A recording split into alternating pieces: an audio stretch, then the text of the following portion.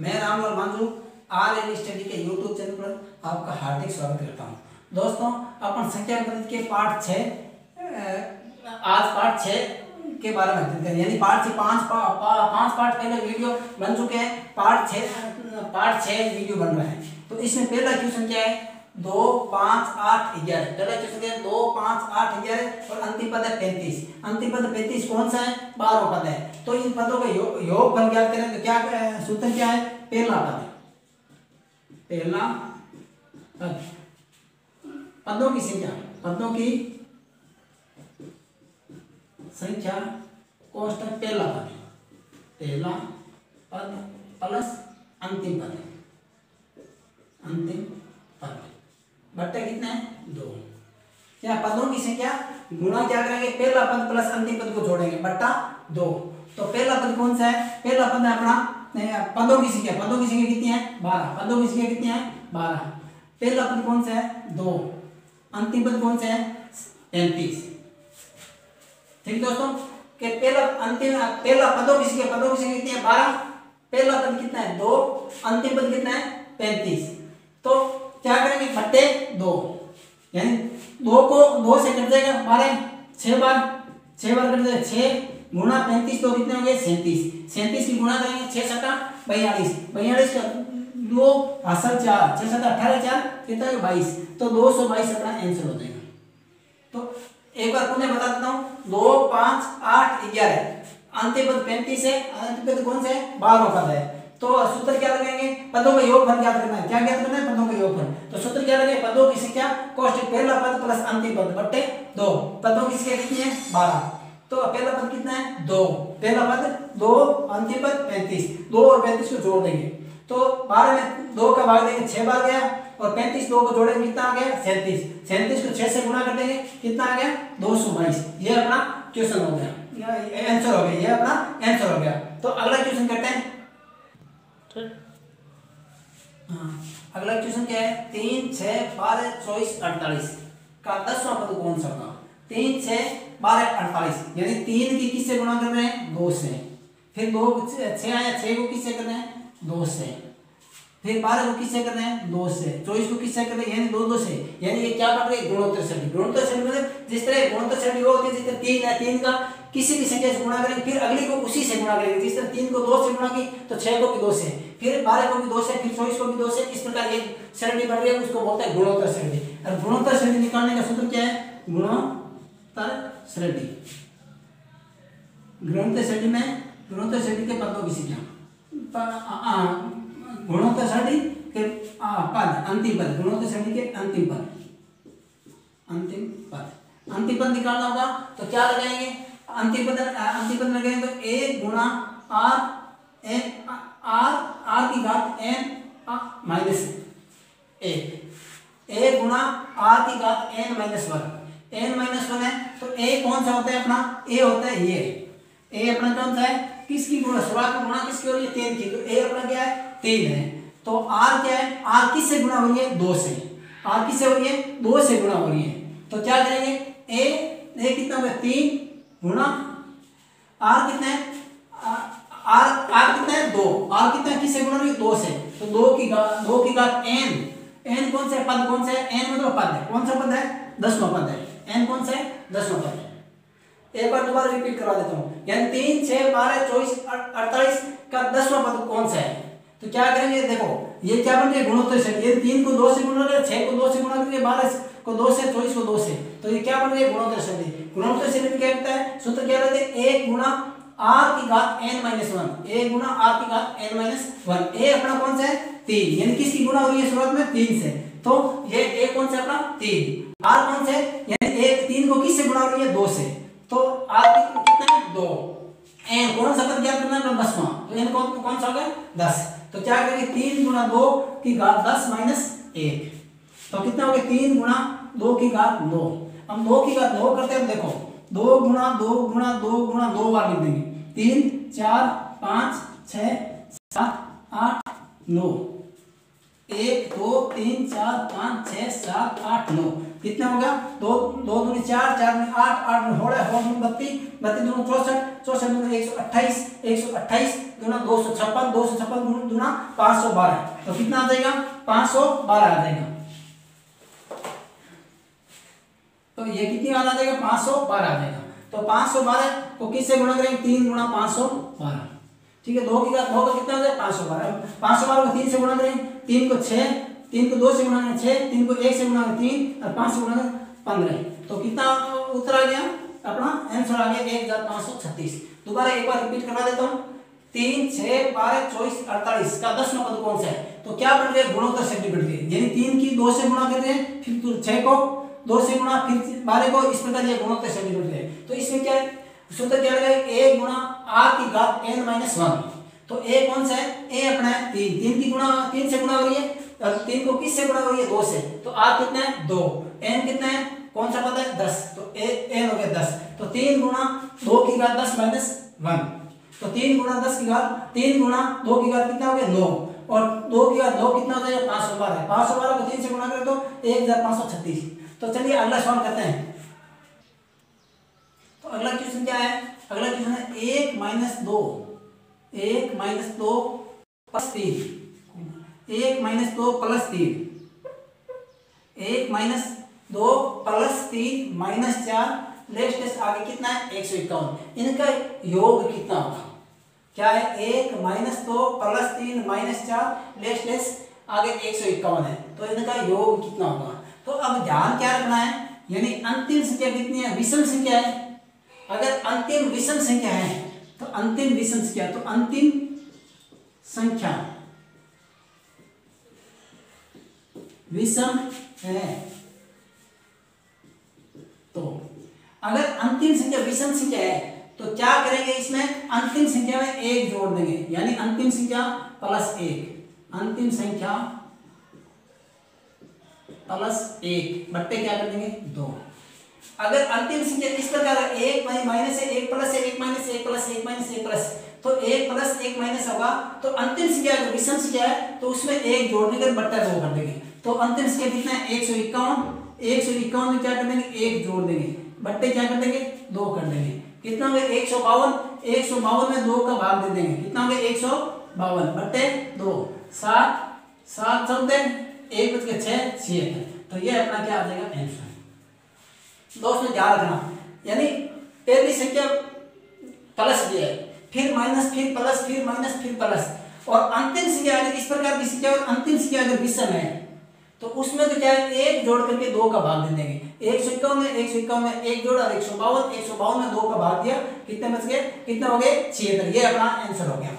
अब अगला देखो, अगला क्वेश्चन क्या है वही है, एक पहला प्लस क्या है, फिर माइनस, फिर प्लस, फिर माइनस, फिर प्लस, इस प्रकार अंतिम संख्या क्या आ गई, यानी सम संख्या विषम की है तो अंतिम संख्या विषम, सम संख्या है सम संख्या माइनस की है, सम संख्या अगर माइनस की है तो अगर अंतिम संख्या सम संख्या है वो माइनस की होगी संख्या, वो क्या होगी माइनस की होगी। सम संख्या है शुरुआत में तो प्लस की होगी, 1 प्लस की, अगली सम संख्या माइनस की है तो अंतिम संख्या जो सम संख्या है वो भी माइनस की होगी, और माइनस की अंतिम संख्या है तो उसमें क्या करेंगे सीधा भाग देंगे। अगर अंतिम संख्या सम संख्या है, अंतिम संख्या सम संख्या है तो क्या करेंगे, अंतिम संख्या सम संख्या है तो अंतिम संख्या बटा 2,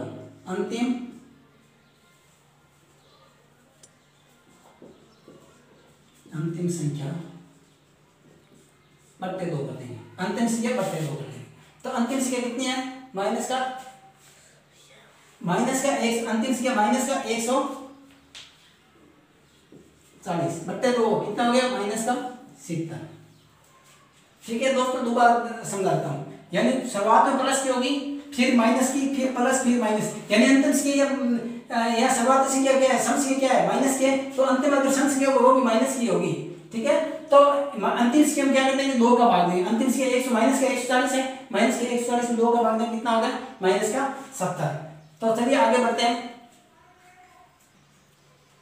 दोस्तों। एक तो ध्यान रखना, एक अंक की संख्या कुल कितनी होती है, एक अंक की कुल संख्या, एक अंक की कुल संख्या कितनी होती है 9, एक अंक की कुल संख्या कितनी होगी, यानी 1 से लेकर 9 तक की एक अंक की कितनी होगी टोटल 9 हो जाएगी। अब पूछ लेते हैं कि 2 अंक की कितनी होगी, 2 अंक की कुल संख्या, 2 अंक की कुल संख्या, 2 अंक की कुल संख्या कितनी होगी। देखो 2 अंक की कितनी है, 99 तक होती है 2 अंक, 99 तक क्या होती है, 2 अंक की होती है। जो 100 होती है 3 अंक की हो जाती है, तो 99 तक की 2 अंक होती है। लेकिन 99 में से 2 तो क्या करेंगे, 1 अंक की होगी, तो पीछे कितनी बचेगी, 90। कितनी बचेगी, 90। तो 2 अंक की संख्या कितनी होगी, 90।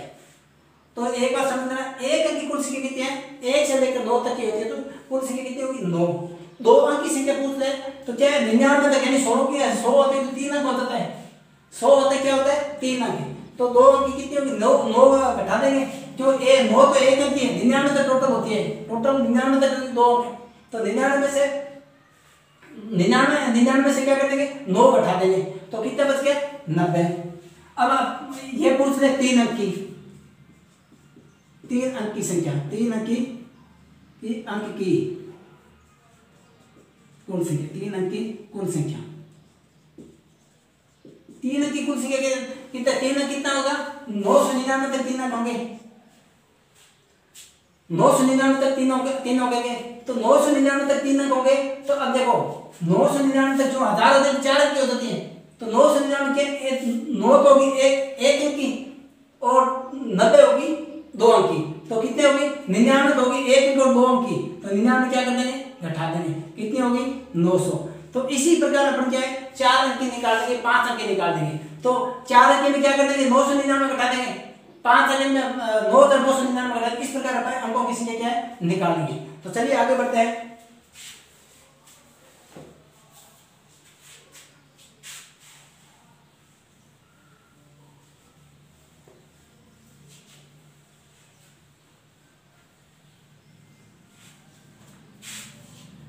अगला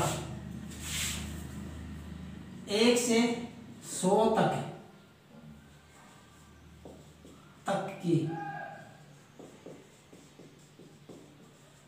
संख्या में एक अंक कितने, तो यानी 1 से 100 तक कोई पूछ रहा है कि इसमें एक अंक कितने हैं। एक अंक देखो, पहले तो क्या है, एक अंक क्या होगा, 1 होगा, फिर क्या होगा 10 में भी 1 अंक होगा, इस प्रकार 11, इस प्रकार अपन निकालेंगे तो कुल कितने अंक हो जाएंगे, 21 अंक हो जाएंगे। कितने हो जाएंगे, देखो 11, एक तो ये हो गया और फिर 10 में हो गया, फिर 11 में हो जाएगा, फिर 12, 13, 14, 15, 16, 17, 18, 19, फिर क्या 21 में 1 अंक है। फिर इस प्रकार के कितने हो गए, 1 2 3 4 5 6 7 8 9 10 11 12 क्या हो गए, 31 का 13, 41 का 14, 51 का 15, 61 का 16, इस प्रकार 16, 61 का 16, 31, 41, 51, 61, 61 का 16, 71, 17, 81 का 18 और 81 का 18, 91 का 19 और 100 का 91, 19, 1 का 1 2, इसमें 2 आ जाएगा, इसमें 2 अंक आ जाएंगे, 1 2 1 2 2 ये हो गए 4 5 6 7 8 9 10 11 12 13 14 15 16 17 18 19 20 और 100 में 1 अंक, यानी इस प्रकार 21 अंक होगा। आगे समझे, यानी 1 से 100 तक अगर पूछ ले अंकों की से 1 अंक की संख्या कितनी होगी, यानी एक तो ये हो गया, बाकी में सारों में 1 1 11 में 2 है, तो 20 100 में 20 तो 20 अंक तो सीधा हो गया और 11 में क्या 2 अंक, तो क्या हो गया 21। और बाकी अंकों की पूछ ले, 1 अंक तो हो गए 21, बाकी सारे अंक क्या है, क्या हो गए 20 20 होंगे। बाकी सारे कोई भी अंक पूछ ले, 1 2 अंक कितना आएगा, 3 अंक कितना आएगा, 4 का अंक कितनी बार आएगा, तो कुल क्या है सारा में 20 20 होगा। एक अंक 1 से 100 तक एक अंक तो क्या होगा 21 और बाकी हो गए 20 20। चलिए अगला करते हैं।